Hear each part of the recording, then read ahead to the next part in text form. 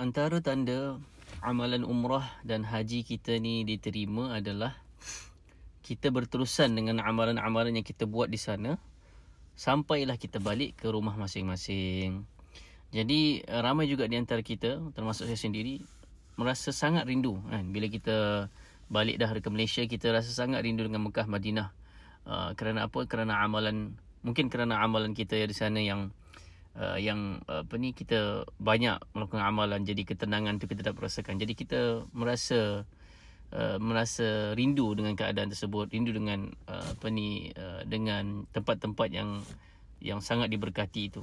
Tapi mungkin kita lupa bahawasanya Mekah, Madinah tu ada juga berdekatan dengan kita, iaitu masjid ataupun surau yang berdekatan dengan kita. Jadi sekiranya kita rindu, maka datangilah, imarahkanlah masjid dan surau yang berdekatan kita. Kerana masjid dan surau kita ni adalah juga